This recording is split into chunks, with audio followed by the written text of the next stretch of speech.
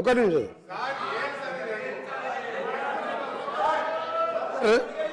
వారు గౌరవ ఇరిగేషన్ శాఖ మంత్రిగా అప్పుడుగా పనిచేసినప్పటికీ మా దగ్గర బ్రాహ్మణ వెల్లువలో ఉదయ సముద్రం ఇరిగేషన్ ప్రాజెక్ట్ సార్ 80% అయిపోయింది. 200 కోట్లు పెడితే దాదాపు 1,00,000 ఎకరాలు నీళ్ళు వచ్చే ప్రాజెక్టు 100 సార్లు మొదటిసారి మాజీ ముఖ్యమంత్రి గారు ముఖ్యమంత్రి ఉన్నప్పుడు 100 సార్లు ఇదే హౌస్లో అడిగితే 2 సంవత్సరాలు అడిగాం.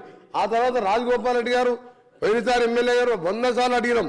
200 కోట్లు పెడితే 1,00,000 ఎకరాలు నీళ్ళు వస్తాయా అంటే ఇలా చేతులు రాలే. వీరు మాట్లాడుతుంది సార్ గౌరవ హరీష్ రావు గారు మాట్లాడేది ఈడికెళ్ళంట సూర్యాపేటకు నీళ్ళు తీసుకుపోయినంట. మూసి నీళ్ళు సార్ పిల్లాయిపల్లి కాలువ 350 కోట్ల రూపాయలు శాంక్షన్ చేపించి 5 ప్యాకేజీలు చేసి అప్పుడున్న 5 ఎమ్మెల్యేలు పంచుకుంటే ఇప్పటికి పూర్తి కాలేదు సార్. ఈయన గోదావరి నీళ్ళు ప్రాణాయిత అక్కడికి వెళ్ళి సూర్యాపేట తీసుకొచ్చినట్టే మీరు నమ్మాలి. నల్గొండ జిల్లా పోదాం సార్, అడుగుదాం అక్కడ పోయి. ఇంకొక చిన్న ప్రశ్న సార్, ఒక నిమిషం సార్. అయినా మీ ద్వారా టీఆర్ఎస్ పార్టీ సభ్యులను కోరుతున్నా గౌరవ మాజీ ముఖ్యమంత్రి గారికి జన్మదిన శుభాకాంక్షలు తెలియజేసుకుంటూ వారు వచ్చి మాట్లాడితే మంచిగా ఉంటుంది సార్. ఈయన పోస్ట్ మ్యాన్, ఈయన ఏం చేస్తారు సార్? ఈయన హరీష్ రావు ఏంటి పైసలు కలెక్షన్ చేస్తారు పనుకొస్తాడు. ఈయనకి సబ్జెక్ట్ ఉందా? ఈయనకు సబ్జెక్ట్ ఉందా? డబ్బులు ఎవరు సార్ కాంట్రాక్టర్లు?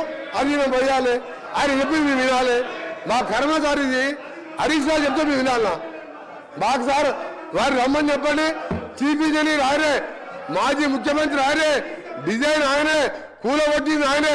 ఈయన కలెక్షన్ పై డబ్బులు తీసుకొచ్చి 3 సంచులు బాధ్యత ఆయన మాట్లాడితే మేము వింటాం సార్.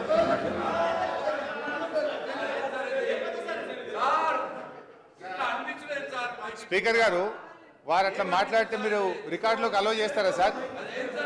అది డిలీట్ చేయాలి సార్. అది ఆయనకు రోజు అలవాటు అయిపోయింది సార్. రోజు మాట్లాడు, రోజు డిలీట్ చేసుడు, మేము డిమాండ్ చేసుడు అట్లా సార్. ఇప్పుడు వారు మాట్లాడడానికి ఆధారం ఉందా సార్? శాసనసభలో ఆ రకమైన ఆరోపణలు చేయొచ్చా అధ్యక్ష? దయచేసి ఆ వ్యాఖ్యలు వారు ఉపసంహరించుకోవాలి, మీరు డిలీట్ చేయాలి సార్. Kindly sir. ఇట్లయితే ఎట్లా సార్? మేము సభ హుందాతనం పెంచాలి సార్. మీ ఆ మాటలు తీసేయాలి సార్, దయచేసి సార్, ప్లీజ్ సార్, ఆ మాటలు తీసేయాలి.